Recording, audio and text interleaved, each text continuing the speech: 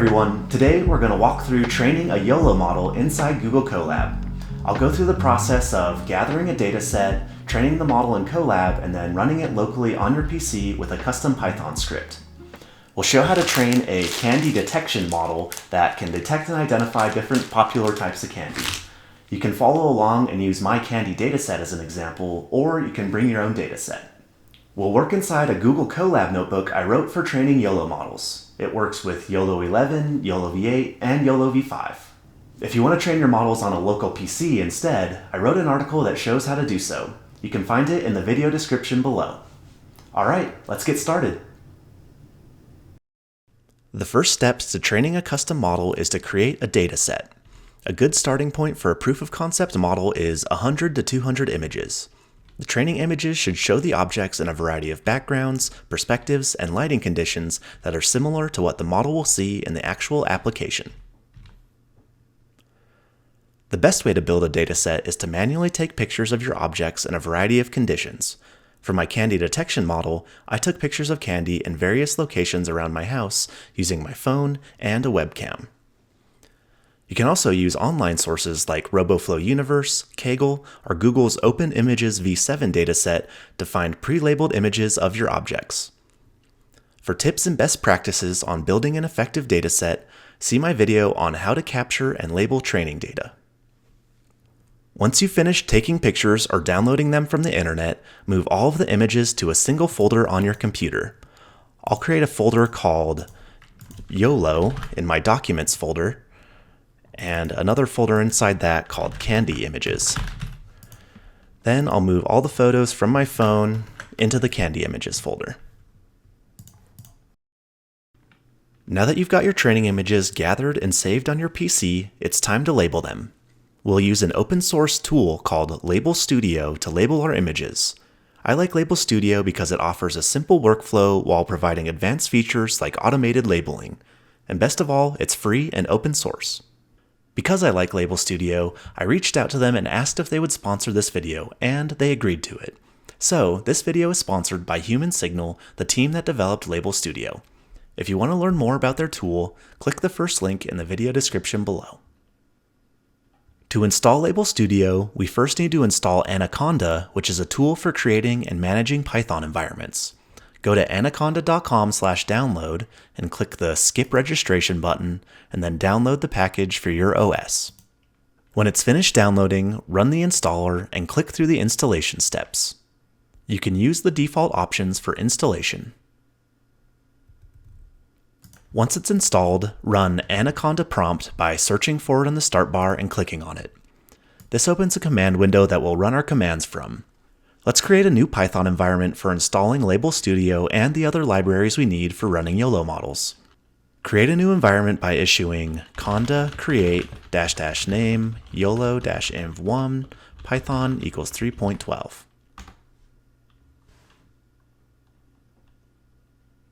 When it's finished creating the environment, activate it by issuing conda activate YOLO-inv1. Now we can install Label Studio by issuing pip install Label Studio. Depending on your internet connection, it'll take a few minutes to install. Once it's installed, start Label Studio by issuing Label Studio start.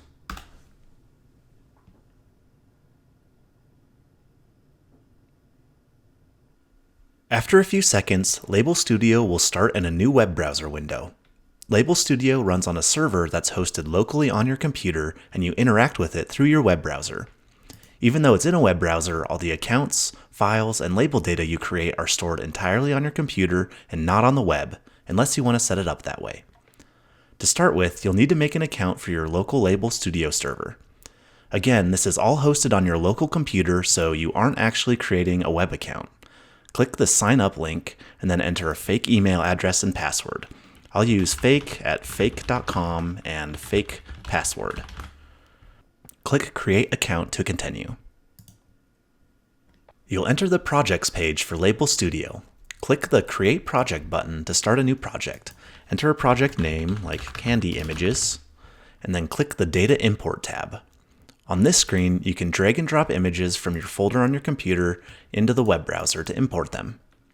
If you try and import more than 100 images at once, you'll get an error about exceeding a max number of files, but you can get around it by just making sure you only import 100 images at a time, and then going to the next 100, and so on. If you have more than 1,000 images to label, it's strongly recommended to link a local storage folder or cloud account to the project. See the Label Studio documentation on adding project storage for more information on how to do so. Finally, click the Labeling Setup tab and then click the Object Detection option. This opens a configuration page for the labeling interface. To start with, delete the airplane and car labels. In the Add Label Names window, type your own class names. I'm labeling pictures of candy, so I'll add each of the candy brands like Airheads, Nerds, Skittles, and so on, with a enter after each line. Once all the classes are typed out, click Add. Click Save to finish creating the project. Okay, we're ready to start labeling. Click the first image in the list to open the labeling interface. Create a new bounding box by clicking a class at the bottom of the window and clicking and dragging a box around the object in the image, like this starburst, for example. You can click the box and adjust it as needed. You can also use class hotkeys to create a new box. So for example, I can press 1 to create a bounding box for the Airheads in this image. And I can press 8 to label the peanut M&Ms. Once you've labeled all the objects in the image, click Submit, and then click the next image in the list. On this image, let's zoom in a little to draw tighter bounding boxes around the objects. So we'll start with these gummy worms and get a nice tight bounding box. Okay, Three Musketeers, Snickers, and Milky Way. Okay, and then when you're done with the image, click Submit to save the labels. Continue working through each image. If you need tips on best practices for labeling images, check out my object detection labeling video. Labeling takes a while, so grab a drink and put on some music while you're working.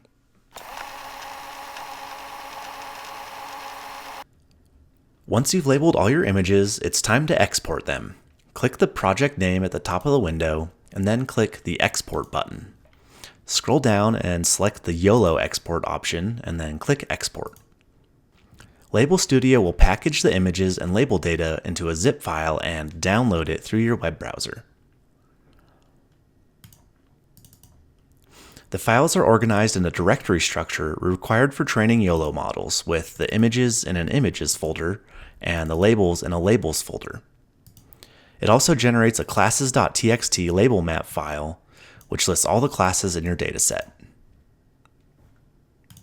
Let's move that downloaded file back into the YOLO folder in the documents and rename it to data.zip. We'll upload this file to the Google Colab training notebook later. Now we're ready to start training our YOLO model. We'll train our model in Google Colab, a service from Google that allows you to write and run Python code in your web browser on a free GPU. Click the Colab link in the video description below to get started. This is the Colab notebook where we'll upload our dataset and train our custom YOLO model. First, go to Runtime and change runtime type and make sure that a T4 GPU is selected. Click Save, then click Connect. Once it's connected, scroll down and click Play on this NVIDIA SMI block, and you can just click Run Anyway on that window that appears, and verify that it reports a Tesla T4 or similar GPU is available. We've already gathered our images, so we can scroll past step 1. Next, we'll upload our data.zip file into this Colab instance. Click the folder icon on the left, and then drag and drop your data.zip file into the sidebar. This little blue circle will show the upload progress. You can also upload data to Google Drive and copy it from there, which goes a little faster. See these instructions on how to do so. If you got your dataset from a different source like RoboFlow Universe, make sure it has the correct folder structure shown here. Again, all the images are in the Images folder, the labels are in the Labels folder, and there should be a classes.txt file that lists every class. you can just ignore this notes file. You may have to move the files around or create the classes file manually to match this data structure. If you just want to test the training process on a pre-made dataset, you can use my Candy dataset or my Coin dataset. Click this block here to download it. Next, unzip the dataset by clicking this code block. Now that the files are set up, we're ready to split them into train and validation folders. The train folder will contain the actual images that are used to train the model, while the validation folder has images that are used to check the model's performance after each training epoch. I wrote a Python script that automatically creates the folder structure required for training and will randomly move 90% of the dataset to the train folder and 10% to the validation folder. Run this code block to download and execute the script. When the script finishes, all of the images will be in a data folder where the train and validation images and labels are each in their respective folders. Next, we'll install the Ultralytics library, which is the Python library we'll be using to train the YOLO model. Click play to run the pip install command. Before we can run training, we need to create a training configuration file. This file sets the location of the train and validation folders and defines the model's classes. Here's an example of what it looks like. Run the next code block to automatically generate the data.yaml config file. When it finishes running, it'll display the contents of the file. Double check that everything looks correct. Okay, we're finally ready to run training, but there's a few important parameters we need to decide on. First, we need to pick which YOLO model we want to use. There's a variety of YOLO architectures and model sizes. YOLO11 is the latest architecture and has the best performance, but YOLOv8 and YOLOv5 are more mature and have broader support on hardware platforms. Model sizes range from nano to extra large. I made a quick YouTube video comparing YOLO model performance on a Raspberry Pi 5 and a laptop equipped with an RTX 4050 GPU. You can watch this video to get a sense of the frame rates and accuracy you'll get with different YOLO models. Generally, you want to choose a model that's small enough to meet the speed requirements for your application while still being accurate enough to detect your objects. If you aren't sure which model to use, the YOLO11S model is a good starting point. For my Candy model, I'll use YOLO11S. Next, the number of epochs sets how long the model will train for. If your dataset has less than 200 images, a good starting point is 60 epochs. If your dataset has more than 200 images, a good starting point is 40 epochs. Resolution is another parameter we can tweak, but generally it's safe to use the default resolution of 640 by 640. However, if you want your model to run faster, or if you know you'll be working with low resolution images, try using a lower resolution like 480 by 480. With the parameters decided, it's time to run training. I've got the notebook set up to train a YOLO11S model for 60 epochs at a 640 by 640 resolution. You can change the parameters of this command if you want to try something different. Click play to start training. The training algorithm will parse the images in the train and validation directories and then start training the model. At the end of each training epoch, the script runs the model on the validation dataset and reports the resulting MAP, precision, and recall. MAP is a general measure of model accuracy. As training continues, the MAP should generally increase with each epoch. Training will end once it goes through the specified number of epochs. Depending on how big your dataset is and the number of epochs used, training can take anywhere from 5 minutes to a few hours. Be careful though, because the Colab instance will time out and disconnect after about 5 hours. If you want more time for training, consider upgrading to Colab Pro.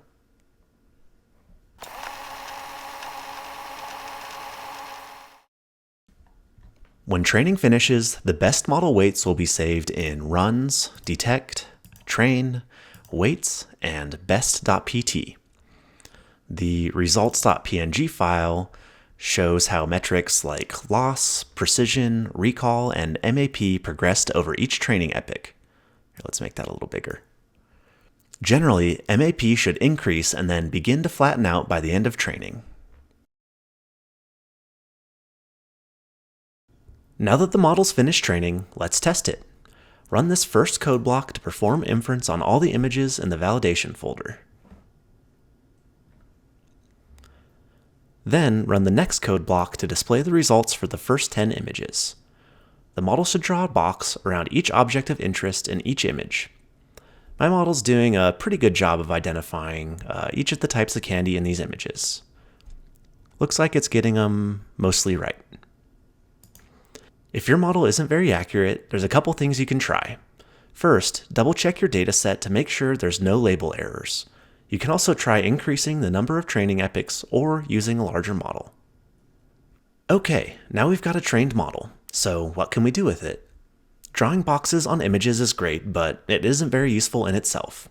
It's also not very helpful to just run the model inside a Colab notebook, so let's download and run it locally on our computer with a custom Python script. First, zip and download the trained model by running this code block. It will rename the model to mymodel.pt, move it to a folder named mymodel, and zip it. It also zips the training results in case you want to reference them later. Then you can download the mymodel.zip file from the sidebar. Now we'll walk through instructions for setting it up on your PC. Once the download is finished, move the downloaded zip file back into the YOLO folder that we were working in and extract it. We'll work inside this extracted folder to run our model. Go back to the Anaconda prompt window. If it's still running Label Studio, press Ctrl-C a couple times to stop it. Or if you've already closed the window, you can reopen it, reactivate the environment by issuing conda activate YOLO11, and then copy the path to the My Model folder and do cd and enter the path to the folder to move into it. We'll use the Ultralytics library to run inference with our model. Install it by issuing pip install Ultralytics. This also installs other important libraries like OpenCV-Python, NumPy, and PyTorch, so it may take a few minutes.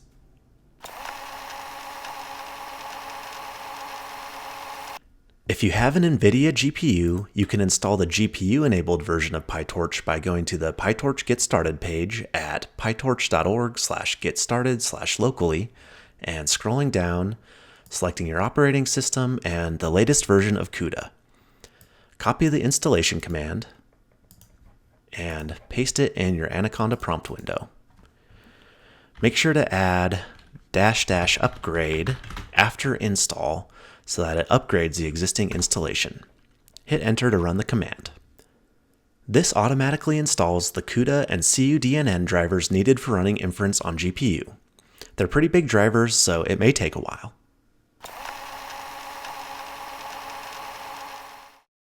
Now we're ready to run the model. I wrote a custom Python script that shows how to load the model, run inference on an image, and parse the inference results. The intent for this script is to show you how to work with Ultralytics YOLO models in Python, and it can be used as a starting point for your other applications. Download the script by issuing curl-o YOLO_detect.py, and then my website, https www.edgetech.io/code/YOLO-detect.py. You can run the script by entering the path to your model and an image source. For example, to run inference on a USB camera at 1280 by 720 resolution, I can issue python YOLO-detect.py model my_model.pt, source is USB 0, and resolution is 1280 by 720. Alright, so your camera view will appear and the model will draw boxes around the different objects of interest in each frame. So as you can see, my candy model doesn't do too bad at detecting different types of candy here. And since it's a YOLO11S model, it runs pretty fast on my NVIDIA 4050 graphics card. So not bad. You can press Q to quit the program. You can also run the model on a video file, image, or folder of images. For example, I'll move a video file into the folder and run the script on it by issuing python YOLO-detect.py model, my model.pt, and then this time source is candy test1.mov. Again, a window will appear showing detection results.